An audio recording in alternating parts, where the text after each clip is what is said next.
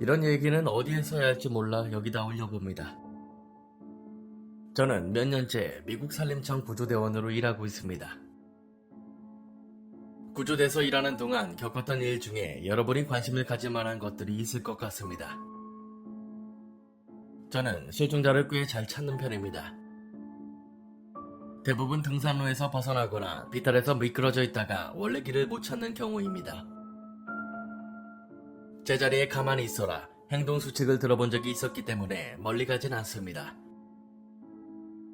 하지만 그렇게 하지 않으신 분이 두 케이스가 있었는데 실종 사건으로 출동했을 때 더 열심히 하게 되는 동기부여도 되고 그렇습니다. 첫 번째 케이스는 부모님과 산딸기를 따라온 남자아이였습니다. 여동생과 같이 실종된 사건이었죠. 부모가 잠시 눈을 뗀 사이에 두 아이가 동시에 사라져버린 겁니다. 아이들을 찾지 못한 부모가 신고를 했고 저희가 실종 지점으로 도착했습니다. 딸아이는 금방 찾았는데 오빠는 어디 갔냐고 물어보니까 고음 아저씨한테 잡혀갔다고 하더군요. 그 남자가 산딸기를 주면서 오빠하고 잠시 놀다 올 테니 조용히 있으라고 했다고 합니다. 여자아이가 마지막으로 봤던 장면은 오빠가 고음 아저씨의 목마루 타고 갔다는 것입니다. 당연히 저희는 납치라고 처음에 생각했으나 주변의 다른 사람들의 자취는 찾을 수 없었습니다. 여자아이는 그 남자는 보통 사람이 아니라고 주장했고 곰같이 키가 크고 온몸이 털로 덮여 있었다고 합니다. 그리고 얼굴이 이상했다고 하더군요. 며칠 동안 아주 드문 장기간 수색이 진행되었으나 아이의 흔적은 전혀 찾을 수가 없었습니다. 두 번째 케이스는 젊은 여성의 실종 사건인데 어머니와 할아버지와 등산하던 중이었습니다. 모친의 말에 따르면 여성분이 숲을 조망하기 위해 나무로 타고 올라갔는데 그 이후로 사라졌다고 합니다. 나무 둥치 앞에서 딸 이름을 부르며 몇 시간을 기다리다가 신고를 했다고 하더군요. 저희는 역시 주변을 샅샅이 뒤졌으나 어떤 흔적도 찾지 못했습니다. 대체 어디로 사라졌는진 모르겠습니다. 어머님과 할아버님 두 분 다 나무에서 내려오는 것을 못 봤다고 하니까요. 몇 번은 제가 수색견을 데리고 돌아본 적이 있었는데 걔들이 저를 완전히 낭떠러지로 이끌더군요. 골짜기나 바위면 같은 게 아니라 전혀 붙잡을 것이 없는 똑바른 낭떠러지 말입니다. 참 이상한 것은 그런 경우의 대부분은 실종자가 낭떠러지 아래에 있거나 아니면 완전히 멀리 있거나 대개 둘 중 하나인데 분명히 뭔가 이유는 있겠지만 이상하다는 것입니다. 곰이 그쪽 지역에 출몰했다는 제보를 접수하고 저는 다른 대원 한 명과 함께 출동했습니다. 암벽 등반을 나선 남성이 귀가하지 않자 신고가 들어온 사건이었는데요. 실종자가 있을 거라고 생각되는 지점으로 접근하기 위해 상당한 등반을 해야 했습니다. 실종자는 작은 크레바스에 끼어 다리 하나가 부러진 상태였고 심각한 상태였죠. 거의 이틀은 그런 상태로 방치되어 있었고 부러진 다리는 감염된 게 확실해 보였습니다. 실종자를 헬기로 구조하는 데 성공했는데 응급구조대원 한 분이 말하길 환자가 전혀 슬픔을 가누지 못하는 상태라고 했습니다. 계속 똑같은 이야기를 반복했는데 아무 문제없이 정상까지 등반했는데 거기 남자가 한 명 있었다고 합니다. 그 남자는 아무런 장비도 없이 잠바에 스키바지 차림이었다고 말하더군요. 실종자가 그 남자에게 다가가자 그 남자가 돌아봤는데 얼굴이 없었다고 합니다. 그냥 비어 있었다고요. 실종자는 너무 놀라서 허겁지겁 산을 내려오다가 굴러떨어진 것이죠. 실종자는 밤새 그 남자가 산을 내려오며 끔찍한 비명소리를 내지르는 것을 들었다고 합니다. 제가 겪었던 가장 무서운 일 중에 하나는 등산을 하다가 그룹에서 낙오되어 실종된 여성을 수색하던 일이었습니다. 수색견들이 냄새를 감지하여 저희는 밤늦게 수색을 진행하고 있었죠. 실종자를 찾았을 때 그분은 커다란 썩은 고목 아래 웅크리고 있었습니다. 신발하고 가방은 잃어버린 상태였고 쇼크에 빠진 것으로 보였죠. 부상은 없었기 때문에 저희는 실종자와 같이 구조기지로 걸어올 수 있었습니다. 걸어오면서 그녀는 계속 뒤로 돌아보면서 왜 검은 눈의 남자가 자꾸 따라오는지 물었습니다. 저희한테는 아무도 보이지 않았기 때문에 보고서에는 쇼크로 인한 이상 증세라고 기재했죠. 하지만 기지에 가까워져 오자 여성분은 더 불안해하기 시작했습니다. 저희에게 요청하기를 그 남자에게 그만 이상을 쓰라고 말해달라는 겁니다. 중간에 멈춰서 뒤돌아 숲속으로 외치기까지 했습니다. 자기를 좀 가만히 내버려 두라고요. 자신은 남자와 같이 가지 않을 것이고 저희를 그에게 넘기지 않을 거라고도 했죠. 저희는 그분을 설득해 다시 움직일 수 있었지만 그때부터 저희에게도 주변에서 이상한 소리가 들리기 시작했습니다. 거의 기침 소리 같았는데 뭔가 리듬이 있었고 더 낮은 소리였습니다. 마치 곤충이 내는 소리인 것 같기도 하고 글로 표현하기 어려운 것이었습니다. 구조대 기지에 거의 도착할 무렵 그녀가 저를 쳐다봤는데 사람이 뜰 수 있는 최대 크기로 눈을 부릅뜨고 있더군요. 제 어깨에 손을 얹더니 남자가 빨리 가래요. 당신 목에 있는 흉터가 보기 싫대요 라고 말했죠. 제가 목 아랫부분에 아주 작은 흉터가 있긴 한데 그건 옷깃을 가려서 거의 볼 수가 없는데 어떻게 보았는지 알 수가 없습니다. 그녀가 그렇게 말한 순간 제 귓가에서 아까 말했던 기침 소리가 딱 났고 그때 놀라서 까무라칠 뻔했습니다. 저는 놀란 것을 감춘 채 실종자를 재촉해 기지로 향했지만 그녀는 산을 벗어나면서 너무너무 기뻤습니다. 이 이야기는 제가 기억한 것 중 가장 이상한 사례입니다. 다른 산림 구조대에서도 있는 일인지 모르겠지만 저희 구조대에서는 아무도 입에 올리지 않지만 주기적으로 경험하는 일입니다. 다른 구조원들에게 따로 여쭤보셔도 되는데 아마도 무슨 말인지 알면서 모른 척 할 겁니다. 상부에도 보고하지 말라고 들은 일인데 이제는 모두 다 익숙해서 이상하게 여기지도 않는 일이긴 합니다. 실종자 수색을 할 때마다 야산 숲속으로 멀리 들어갈 때면 숲속에 계단이 있는 곳을 발견할 때가 있습니다. 마치 집에 있는 계단을 떼어다가 숲속에 갖다 놓은 것처럼요. 제가 그런 걸 처음 봤을 때 같이 있던 선배는 별거 아니니까 신경 쓰지 말라고 하더군요. 누구한테 물어봐도 똑같이 답했습니다. 가까이 가서 뭔지 확인해보고 싶었지만 선배들이 매우 단호하게 절대로 그런 계단 근처에 가면 안 된다고 신신당부했습니다. 이제는 그런 계단이 보이는 일이 너무 잦아서 봐도 그냥 무시하게 되었죠. 혹시 그 계단에 대해서 뭔가 아시거나 보신 적이 있는 분이 계시다면 제게도 알려주세요. 계단은 모양이나 크기, 스타일 또는 상태가 다 다양합니다. 거의 허물어져가는 폐허에 가까운 경우도 있고 완전 새 것 같은 경우도 있습니다. 등대에 있을 법한 계단을 본 적도 있었는데 옛날 스타일 철제 나선 계단이었습니다. 그리고 계단들이 무한히 위로 이어진 게 아니라 제 시야를 벗어나지 않는 범위에서 끝납니다만 높이에는 차이가 있습니다. 전에 말했듯 집에 있는 계단을 생각해보세요. 누군가 외딴 곳에 그걸 복사 붙여놓게 해놓은 것처럼요. 사진은 없습니다. 첫 번째로 그런 계단을 발견한 이후에 다시 가까이 가보려고 한 적은 없었고 제 직업을 걸고 싶진 않습니다. 나중에 시도는 해보겠습니다만 약속은 드리기 어렵습니다. 제가 받는 신고들 중에서 실종사건 관련한 신고는 대략 반쯤 됩니다. 나머지는 조난 신고입니다. 절벽에서 떨어지거나 화재로 인한 부상 또는 산짐승이나 벌레에 물리는 사고들입니다. 저희 팀은 실종자들의 흔적을 찾는 데는 도같은 베테랑들로 구성된 호흡이 잘 맞는 팀입니다. 그래서 이와 같이 실종자의 아무런 흔적을 찾을 수 없는 경우 매우 당황스럽습니다. 한 경우는 저희 모두 속이 상했는데 왜냐하면 흔적을 찾긴 찾았는데 흔적에서 답보다는 의문점이 더 많이 생겼기 때문입니다. 한 남자 어르신이 매우 잘 정비된 등산로에서 혼자 등산을 하셨는데 아내분께서 남편이 돌아올 시간에 돌아오지 않았다고 신고를 한 것입니다.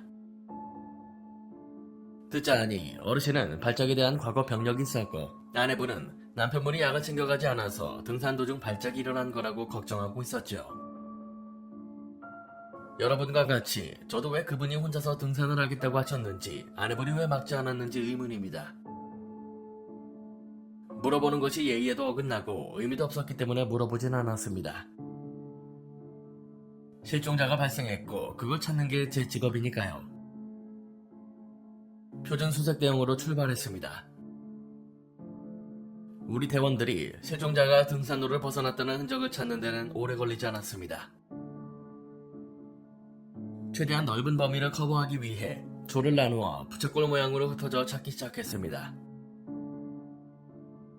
벼랑간 무전기에서 한 대원이 자기 위치로 모두 와달라는 요청이 왔습니다. 보통 실종자가 부상을 당하여 안전하게 구조하기 위해 전원이 필요한 상황이기 때문에 저희는 모두 달려왔습니다.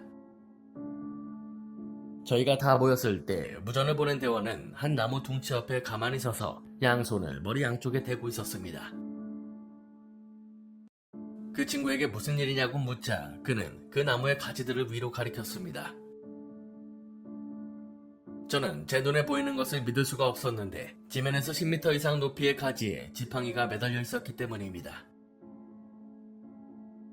손잡이의 작은 고리가 나뭇가지에 걸린 채로 그렇게 매달려 있었습니다.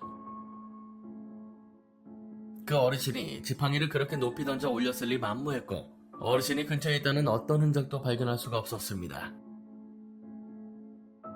나무 속에 누가 없냐고 불러봤지만 그 속에 누가 있을 리도 없었죠. 저희는 그저 머리를 긁적일 뿐이었습니다. 저희는 수색을 계속했지만 실종자를 끝내 찾지 못했습니다. 수색견은 동원했지만 그 나무 근처에도 가기 전 냄새가 사라졌습니다. 결국 저희가 어찌해볼 수 있는 지점을 넘어갔기 때문에 수색은 중단되었습니다. 실종자의 아내분이 몇 달 동안이나 매일 전화를 하셨고 갈수록 희망을 잃는 아내분의 목소리를 들을 때마다 가슴이 아팠습니다. 왜 하필 그 사건이 이렇게 속이 상하는지 모르겠습니다만 아마도 말도 안 되는 의혹이 있었기 때문인 것 같습니다. 대체 그 지팡이가 어떻게 거기에 매달려 있었을까요? 누가 어르신을 살해하고 어떤 트로피로서 그걸 거기에 던져놓은 것이었을까요? 저희는 최선을 다했으나 마치 조롱을 당하는 것 같습니다.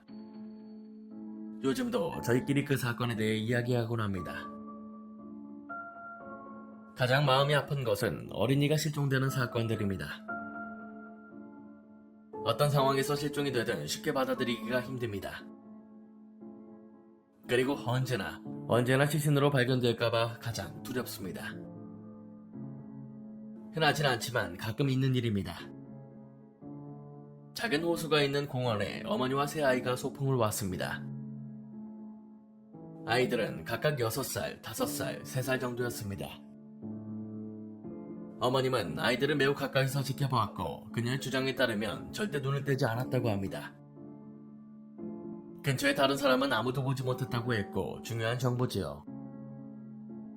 그녀는 짐을 챙겨서 아이들과 함께 주차장으로 돌아왔습니다. 이 호수는 숲에서 3km 밖에 떨어지지 않았고 매우 정비가 잘 된 등산로로 이어져 있습니다. 주차장에서 그곳으로 가다가 길을 잃는 것은 바보처럼 일부러 길에서 벗어나지 않는 이상 거의 불가능합니다. 아이들은 어머님 앞에서 걸어가고 있었고 그때 등산로 뒤쪽에서 누군가가 따라오는 것 같은 소리를 들었다고 합니다. 그녀가 뒤를 돌아보고 한 4초 정도 아이들에게서 눈을 뗀 사이 5살짜리 아들이 사라졌다고 합니다. 소변을 보고 싶어서 길을 벗어났나 싶어서 나머지 아이들에게 형이 어디 갔냐고 물었죠. 그 아이들이 말하길 무서운 얼굴을 한 큰 남자가 숲속에서 나타나서 형의 손을 끌고 숲속으로 사라졌다는 것입니다. 어머님은 아이들에게 마치 누가 약을 먹은 것 같다고 했습니다. 멍한 상태였다고요. 당연히 어머님은 깜짝 놀라 아들을 찾아 주위를 미친 듯이 찾았다고 합니다. 아들의 이름을 외쳤고 한순간 아들의 대답 소리를 들었던 것 같다고 했습니다. 당연히 다른 아이들을 두고 숲속으로 무작정 뛰어들어갈 수는 없었으므로 경찰에게 신고를 했고 즉시 저희에게 신고가 들어왔습니다. 그리고 저희는 수색을 시작했습니다. 수 킬로미터에 달하는 범위를 수색했지만 아이의 흔적은 단 하나도 찾을 수가 없었습니다. 수색견도 냄새를 찾지 못했고 저희도 옷 조각이라거나 수풀이 밟힌 자국 등 어린이가 있었다고 할 만한 그 어떤 것도 찾지 못했습니다. 당연히 한동안 어머님의 의심을 받긴 했지만 그녀가 그 사건으로 완전히 무너져 내린 것은 확실해 보였습니다. 아이의 수색은 수주일 동안 계속되었고 자원봉사자도 많았습니다. 하지만 결국 공식적 수색은 중단되고 말았습니다. 자원봉사자들도 수색을 계속해왔지만요. 그리고 저희에게 시신이 발견되었으니 수습이 필요하다는 무전이 들어오게 됩니다. 자원봉사자들이 위치를 알려줬을 때 저희는 저희가 들은 것을 전혀 믿을 수가 없었습니다. 저희는 다른 아이라고 생각했지만 저희가 아이가 사라진 지점에서부터 24km나 떨어진 그 지점으로 갔을 때 저희는 실종된 아이의 시신을 발견할 수 있었습니다. 아이의 시신을 찾은 이후로 도대체 어떻게 그 아이가 거기까지 갔는가 생각해봤는데 도무지 알 수가 없었습니다. 자원봉사자 한 명이 우연히 그곳에 간 것이었는데 아무도 생각지 못할 장소에 가보자는 생각에서였던 거죠. 높은 암벽 밑부분으로 접근해서 중간쯤 올라갔을 때 자원봉사자는 무언가 발견하게 됩니다. 쌍안경을 통해 보니 어린 남자아이의 시신이 작은 바위 틈 사이에 끼어 있었던 것입니다. 아이가 입고 있던 옷 색깔들을 알아보았고 실종된 아이가 맞다는 것을 즉시 깨닫고 신고를 한 것이었죠. 시신을 수습하는 데는 거의 1시간이나 걸렸고 저희 중 아무도 그 광경을 믿긴 어려웠습니다. 아이가 사라진 장소에서 24km나 떨어져 있었을 뿐 아니라 아이가 스스로 암벽 위로 올라갔을 수도 없었습니다. 경사면은 매우 위험해서 저희가 장비를 갖추고도 올라가기 어려웠습니다. 5살짜리 아이가 거기에 스스로 올라갈 가능성은 단언컨대 없었습니다. 게다가 시신에는 아무런 상처도 없었죠. 신발은 없어졌지만 발은 깨끗하고 상처가 없었습니다. 따라서 산짐승이 끌고 올라갔다거나 하는 것도 아니라는 거죠. 그리고 저희가 파악한 바로는 발견 당시 죽은 지 얼마 되지 않았다는 것입니다. 당시 실종된 지 한 달이 넘게 지났던 상황이었는데 사후 최대 1일에서 2일 정도밖에 되지 않아 보였습니다. 모든 상황이 너무나도 이상했고 저희가 겪었던 어떤 사건보다 당황스러웠던 건이었습니다. 나중에 검시관에게 들은 이야기로는 아이의 사인은 저체온증이었답니다. 발견되기 이틀 전 밤에 동사했다는 것이죠. 용의자도 없고 단서도 없었습니다. 지금까지 그것은 제가 겪은 이상한 사건 중 하나입니다. 수습 시절 처음 배정받았던 업무 중 하나는 엄마에게서 떨어져 길을 잃은 4살짜리 아이를 찾는 임무였습니다. 수색견들이 강한 냄새 자취를 찾았고 근처에 아이가 있다는 확실한 흔적을 발견했기 때문에 저희는 아이를 찾을 것이라고 생각했습니다. 저희는 아이가 없어진 지점으로부터 대략 1km 정도 떨어진 산딸기 덤불에서 아이를 찾았습니다.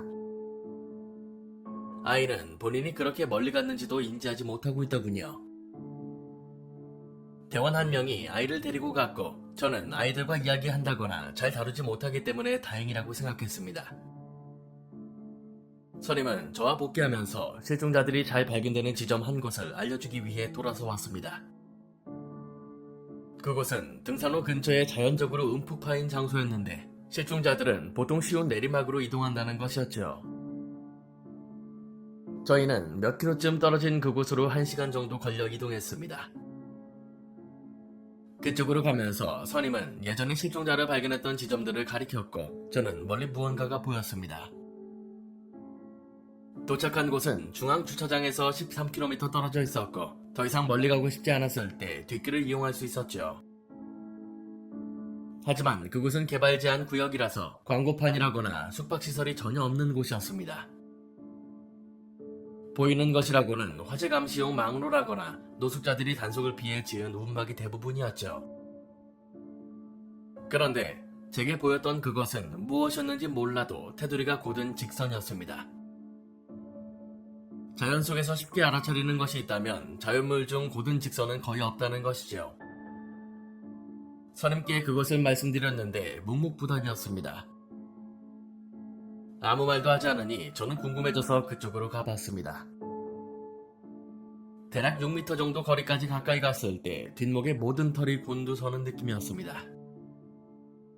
그건 계단이었습니다. 외딴 숲 한가운데 말이죠. 정상적인 상황이라면 그건 가장 무해한 물건 중 하나일 것입니다. 그건 그냥 일반적인 계단으로 베이지색 카펫으로 갚여 있었고 10계단 정도의 높이였습니다. 하지만 여기는 그게 있어야 할 집안이 아니라 숲속이었다는 것이죠. 옆면은 카펫 처리가 안 되어 있었는데 어떤 나무로 만들어졌는지는 알 수 있었습니다. 그건 마치 게임에 버그가 난 것처럼 집이 제대로 로딩이 안 되어 계단만 보이는 것 같았죠. 저는 거기 가만히 서 있었는데 마치 지금 보는 것이 무엇인지 뇌가 처리하느라 과로하고 있는 느낌이었습니다. 선임분이 제 옆으로 오시더니 아무렇지도 않게 그것이 세상에서 가장 흥미없는 물건인 양 무심히 바라보고 있었습니다. 이게 대체 뭐냐고 제가 물었을 때 그녀는 웃어넘길 뿐이었죠. 익숙해져라. 자주 볼 거야. 제가 더 가까이 가려고 하자 선임이 제 팔을 붙잡았습니다. 세게요. 나라면 안 간다. 선임의 목소리는 태평했지만 강하게 붙잡았기에 저는 그녀를 쳐다볼 뿐이었습니다. 저런 거 매일 보게 될 거야. 하지만 가까이 가면 안 돼. 만지지도 말고 올라갈 생각도 하지 마. 저는 그것에 대해 질문하기 시작했지만 선임의 표정에서 질문 같은 것은 하지 않는 게 좋다는 무언의 메시지가 느껴졌습니다. 저희는 다시 이동했고 나머지 훈련 기간 동안 그것은 다시 나타나지 않았습니다. 하지만 선임이 맞긴 했습니다. 대략 5건 중 1건 정도는 지나가면서 계단을 목격했습니다. 상대적으로 4에서 5km 정도로 가까이서 보일 때도 있었고 어떤 때는 아주 멀리 40에서 50km 정도 외딴 곳에 나타나기도 했습니다. 또한 그것들이 보일 때는 광역수색을 하거나 주말 훈련 때만이었습니다. 대개 그것들은 새 것 같았으나 오랫동안 방치된 것처럼 보이기도 했죠. 모두 종류가 달랐고 크기도 달랐습니다. 제가 봤던 것 중 가장 큰 것은 대략 19세기 말에 지은 저택이 있을 법한 계단이었는데 최소 좌우폭이 3m는 되고 5, 6m 높이는 되어 보였습니다. 사람들에게 그것에 관해 이야기해보려고 했지만 모두 제 훈련 선임과 같은 반응이었습니다. 정상이야. 신경 쓰지 마. 별거 아닌데 가까이 가거나 올라가지만 마. 이제 제 훈련생이 같은 질문을 하면 똑같은 대답을 합니다. 달리 뭐라고 말해야 할지도 모르겠고요. 언젠가 더 나은 답을 해줄 수 있으면 좋겠지만 아직은 그러지 못하고 있습니다. 저희 팀에서 악명 높은 시신들에 대해서 이야기해보겠습니다. 10대 소년이 실종된 지 거의 1년 후에 백골 상태로 발견됨. 아이가 마지막으로 목격된 곳에서 대략 60km 떨어진 곳에서 두개골의 윗부분, 손가락뼈 2개, 그리고 소지했던 카메라가 발견됨. 안타깝게도 카메라는 부서진 상태였음. 1개월 전 실종된 남성 고령자를 찾았는데 발견된 건 골반뼈뿐이었음. 공원 남쪽 산등성이의 가장 높은 봉우리에서 2살배기 남자아이의 아래턱과 오른발이 발견됨. 다운 증후군을 앓고 있는 10살짜리 여아의 시신이 실종 지점에서 약 30km 떨어진 지점에서 발견됨. 실종된 지 3주 후 저체온증으로 사망했고 신발과 자켓을 제외한 모든 옷은 멀쩡했음. 부검 결과 위장에서 산딸기와 요리된 고기가 검출됨. 검시관에 따르면 누군가 아이를 돌봐주고 있었던 것 같다고 함. 용의자는 전혀 특정되지 않음. 3살배기 여아의 척추뼈 조각 1개와 오른쪽 무릎뼈가 눈 속에서 발견됨. 발견 지점은 여아와 가족들이 지난 여름에 묵었던 캠핑장에서 약 30km 떨어진 곳이었음. KT라고 불리는 선배님은 15년 정도 산림청 구조대로 근무해오신 베테랑입니다. 고지대 산악구조 전문이시고 그 분야에서는 최고로 명성이 높은 여자분이십니다. 제게 가장 열심히 이야기를 해주신 분이기도 하고요. 훈련 중에 같이 보낼 시간이 꽤 길었다 보니 진짜 기억에 남을 만한 이야기 2개를 해주셨습니다. 첫 번째 이야기는 가장 트라우마가 남는 출동은 어떤 것이었냐고 여쭤보자 해주신 이야기였습니다. 고개를 절레절레 흔드시더니 산 위에 있으면 정말 안 좋은 사건들이 자주 접수된다고 하셨습니다. 고약한 사고가 일어날 확률이 높기 때문이죠. 대략 5년 전에 선배님께서 근무하시던 공원에서 실종이 줄지어 일어났다고 합니다. 당시 날씨를 생각하면 참 운이 없는 해였다고 하죠. 며칠마다 한 번씩 눈이 30cm 이상 왔었고 눈사태도 몇 번 일어나서 등산객들이 사망했다고 합니다. 등산객들에게 지도에 표시된 지역으로만 다니라고 경고했지만 역시나 말을 듣지 않는 사람들이 있기 마련입니다. 한 번은 한 가족 전체가 아버지의 잘못된 판단으로 몰살당한 끔찍한 사고가 있었습니다. 공무원들보다 본인이 산을 더 잘한다면서 위험한 지역으로 가족들을 데려간 것이죠. K 선배가 추측하시기에 그들은 스노우 스윙을 하고 있었는데 단단해 보이는 눈더미 위로 걸어갔지만 그 눈이 사실 단단하지 않았던 것이죠. 눈바닥이 갈라지고 가족들 전체가 비탈 아래로 1km 정도 머리부터 굴러떨어진 겁니다. 그들은 돌바닥으로 추락하여 부모는 즉사했다고 합니다. 아이들 중 하나는 즉사했지만 나머지 2명의 아이는 생존했다고 하죠. 한 명은 다리와 갈비뼈가 부러졌고 다른 한 명은 타박상과 발목 염좌를 제외하면 무사했습니다. 무사했던 아이는 도움을 요청하기 위해 혼자 나섰다고 합니다. 선배님에 따르면 그 아이가 1km도 채 이동하지 못했을 때 눈폭풍이 아이를 덮쳤다고 합니다. 아이는 어떻게든 체온을 뺏기지 않기 위해서 버티려던 것인지 아니면 그냥 쉬기 위해서였는지 그 자리에 멈춰 있었는데 결국 통사했습니다. 구조대는 그 가족이 숲속으로 향하던 것을 본 목격자들의 도움으로 시신들을 찾았고 아까 언급한 구조를 요청하려다가 동사한 아이를 선배님이 발견했다고 합니다. 당시 눈이 오기 시작해서 멀리까지는 선명히 보이지 않는 정도였으나 수색이 불가능한 정도는 아니었다고 합니다. 전방에 눈 속에 누군가 앉아있다는 걸 발견하자마자 최대한 신속히 접근했죠. 선배님은 아주 자세히 설명하셨는데 처음에는 그것이 어린이인 줄 알아보았고 그 다음에는 시신이라는 것을 그리고 여태까지 시신을 발견한 장소 중 가장 비참한 곳에서 얼어 죽었다는 것을 알아봤습니다. 아이는 똑바로 앉아서 무릎을 가슴에 발로 끌어안은 상태였습니다. 그리고 머리를 코트로 감싼 상태였죠. 선배님이 얼굴을 확인해보기 위해 아이의 코트를 들쳤을 때 울다가 죽은 아이의 얼굴을 봤다고 합니다. 일그러진 표정에 눈물이 뺨 위에 얼어붙어 있었죠.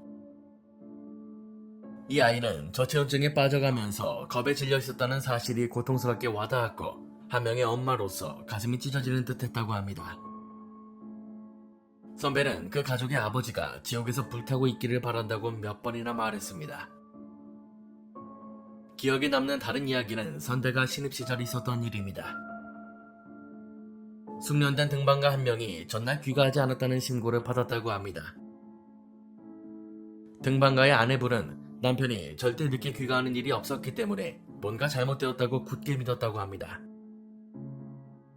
선배님의 팀은 수색을 시작했고 굉장히 등반이 까다로운 지형을 올라가야 했습니다.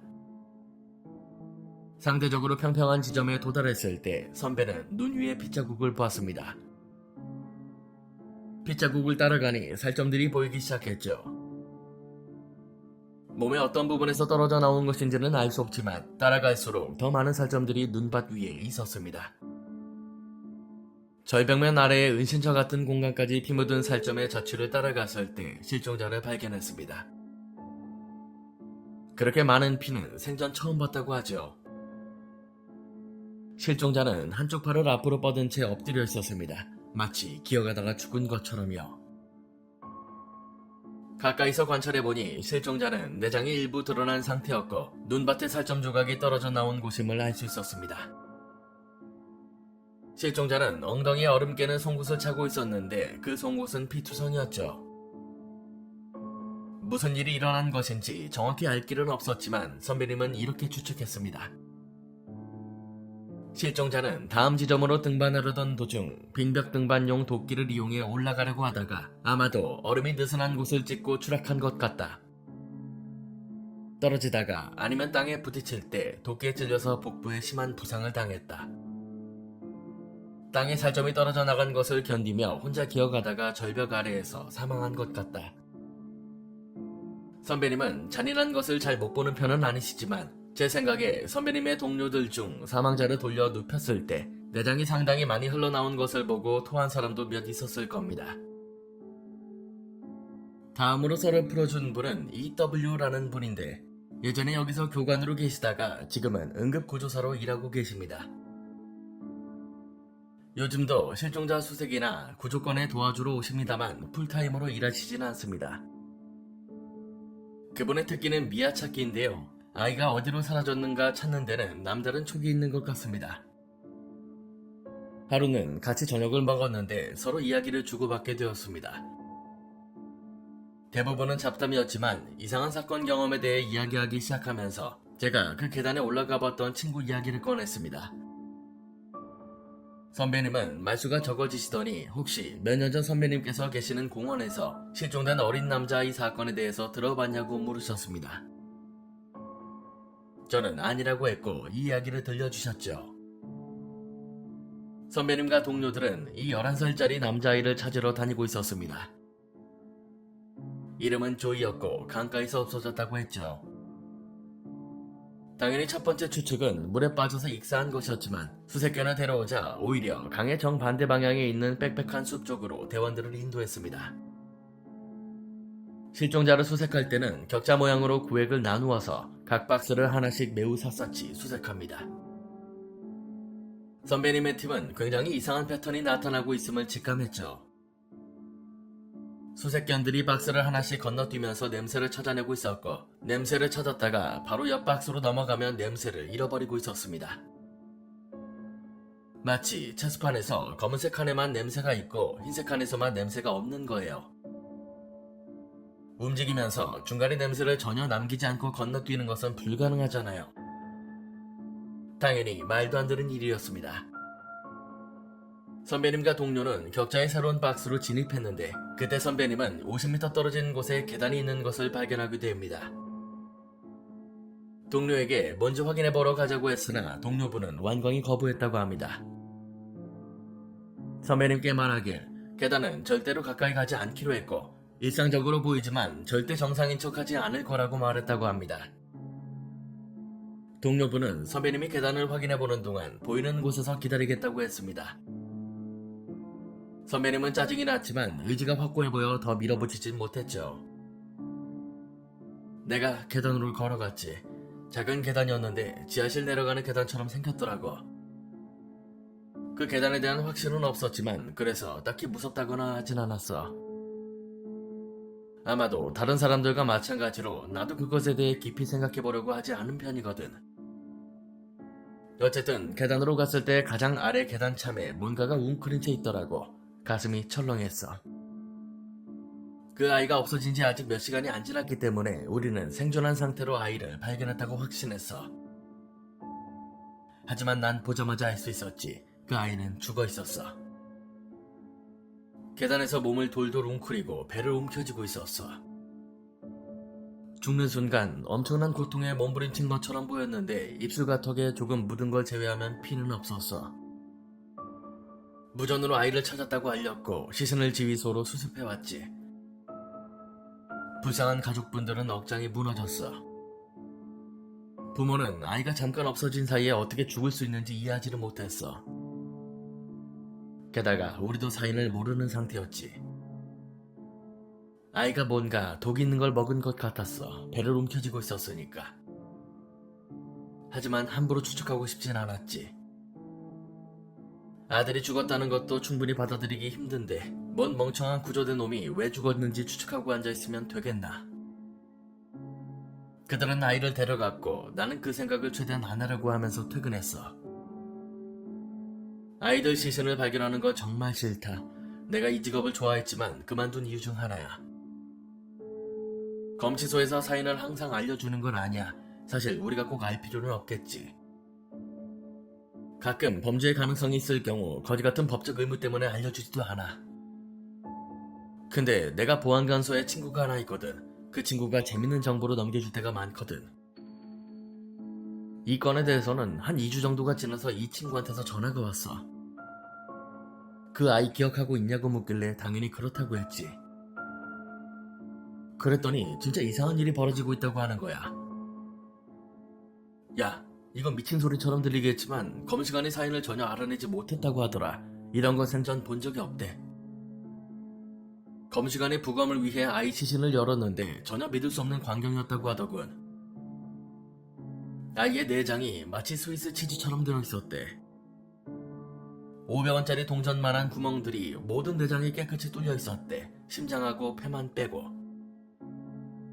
근데 결장, 위장, 신장하고 심지어 고환 한쪽에도 구멍이 뽕뽕 나 있더라니까. 검시관이 마치 누가 펀치를 가지고 구멍을 뚫어 놓은 것 같이 깨끗하게 뚫려 있었대. 근데 외형적으로는 긁힌 상처 하나 없었고 총에 맞은 상처도 없었다는 거야. 어떻게 그런 일이 가능한지 아무도 몰랐대. 친구는 나한테 혹시 과거에 조금이라도 비슷한 일에 대해서 들어본 적 없냐고 물었어. 그런 일은 나도 전혀 들어본 적이 없어서 도움이 못 될 것 같다고 했지. 검시관은 사인이 과다 뇌출혈이라던가 그런 거로 적었지만 진짜 사인은 아무도 몰라. 이후로 그 아이가 기억에서 지워지지 않더라. 가끔 악몽도 꿔. 우리 아이들은 절대 숲에 혼자 못 가게 하고 같이 가게 되면 절대 내 시야를 벗어나지 않도록 해. 원래는 숲에 가는 걸 참 좋아했는데 그 사건을 포함해서 몇 개 사건들을 겪고 난 이후 그럴 수가 없더라. 저녁 식사가 끝나고 저희는 정리를 하고 숙소로 돌아가기 시작했습니다. 헤어지기 전 선배님은 제 어깨에 손을 얹고 저를 아주 가까이에서 바라보시더니 저기에는 나쁜 존재들이 있다고 하셨습니다. 우리가 누구의 가족인지 살아있는지 생각이나 느낌이 있는지는 신경 쓰지 않는 무언가가 있다고요. 조심하라고 하시고는 본인의 숙소로 돌아가셨습니다. 선배님과 또 대화할 기회는 없었지만 이 이야기는 무척 기억에 남습니다. 제가 신참 시절 이상한 일을 겪는 부분에 대해서는 아무도 설명해주지 않았습니다. 아마도 겁을 먹고서 때려치는 것을 방지하기 위해서였겠죠. 근무한 지 몇 달 정도가 지났을 때 저하고 친구 한 명은 파티에서 꽤 취해 있었는데 친구가 이야기를 시작했습니다. 숲에는 정신 나간 일들이 꽤 많겠지. 사람들이 전혀 죽을 상황이 아닌데 죽을 때, 한 10분 만에 죽은 것 같은 시체를 찾을 때처럼 말이야. 왜 예전에 봄이었는데 진짜 사람 많이 다니는 등산로에서 찾았던 사람이 있었어. 안내소에 누가 겁에 질린 채 와서는 누가 등산로에 커다란 피 웅덩이 위에 누워있다는 거야. 출동했더니 완전히 사망해 있었는데 뒤통수가 감자 으깨 놓은 것 마냥 되어 있으니 두개골이 박살이 나서 뇌가 슈크림처럼 흘러나와 있었고 노인이었으니 아마도 어디서 떨어지면서 머리를 부딪힌 것 같았어. 노인들의 실족 사고는 너무 많아서 놀랄 일도 아니야. 근데 이 경우에는 주변에 전혀 큰 바위가 없었어. 나무 둥치나 큰 나뭇가지 같은 것도 없더라니까. 게다가 피를 흘린 자국도 없어서 추락한 자리에서 바로 죽은 게 확실했어. 그래서 살인인가 생각을 해봐도 사망자가 보이는 곳에 사람들이 많이 있었거든. 만약 누가 노인의 뒤쪽에서 나타나 살인을 했다면 아무도 그걸 못 봤을 리가 없어.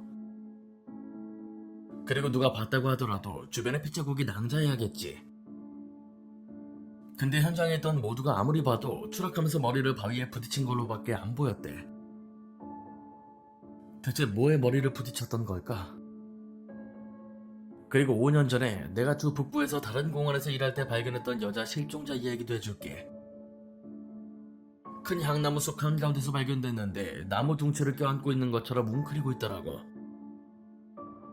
시신을 옮기려고 들었는데 입에서 젠장 무슨 폭포수가 쏟아지더라. 내 신발 위로. 옷도 전혀 젖지 않았고 머리카락도 말라 있었는데 폐하고 위장에 들어있던 물의 양이 어마어마했어. 비현실적이더라고.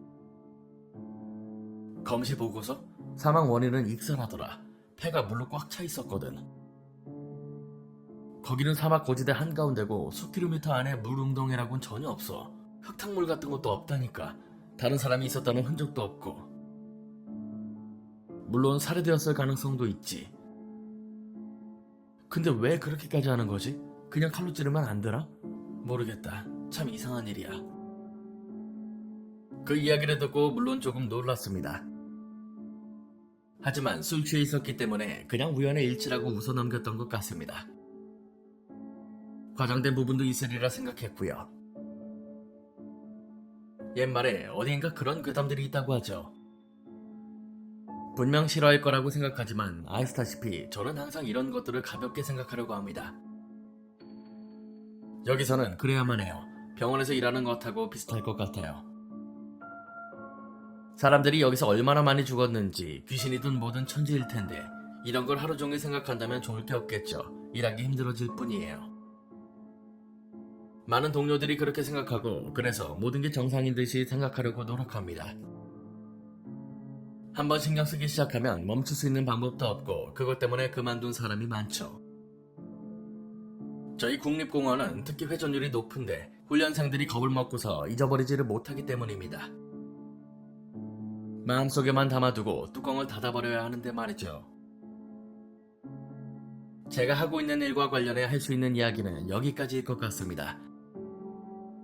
예상치 못하게 여기 상황이 많이 안 좋아졌습니다. 그런 일들에 대해 여기에 쓰는 것이 제 생활 곳곳에 영향을 주리라고는 생각지 못했고 저의 불찰인 것 같습니다. 좀 더 깊이 생각했어야 했는데 솔직히 사람들이 별로 관심 가질 거라고 생각하지 않았거든요. 이렇게 많은 관심을 받을 줄은 몰랐습니다.